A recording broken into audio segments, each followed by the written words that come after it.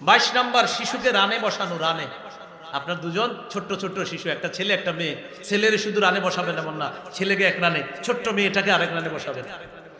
সহিহ বুখারীর বর্ণনা 6003 নম্বর হাদিস, উসামা ইবনে যায়েদ রাদিয়াল্লাহু তাআলা আনহুর বর্ণনা। তিনি বলেন, উসামা ইবনে যায়েদ সম্পর্কে আল্লাহ রাসূলের নাতি, পালক পুত্রের ঘরের নাতি। তাহলে পুত্রের ঘরের নাতি সম্পর্কে কি হবে? দাদা। উসামা ইবনে যায়েদ রাদিয়াল্লাহু তাআলা আনহু বলেন, কানা রাসূলুল্লাহ সাল্লাল্লাহু আলাইহি ওয়াসাল্লাম ইয়াখুযুনি ওয়া ইউকঈদুনি আলা ফাখিযিহি ওয়া ইউকঈদুল হাসানা আলা ফাখিযিহিল উখরা। নবীজি আমাকে ধরে এক রানের উপর বসাইতেন, আরেক রানের উপর হযরত হাসানকে বসাইতেন। তাহলে হাসানের সম্পর্কে হয় নানা, আর হযরত উসামার সম্পর্কে হয় দাদা।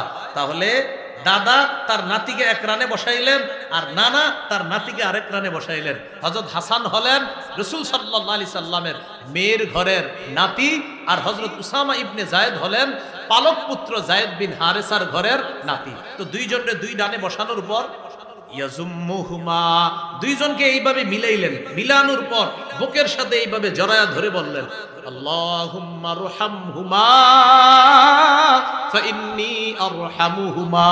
আল্লাহ, আমার এই দুই নাতি, আমি তাদেরকে খুব ভালোবাসি, আপনি তাদের প্রতি দয়া করেন, তাদের প্রতি রহম করেন। তাহলে রানে বসানো শিশুকে, এটা শিশুর অধিকার। কত গেল? 22।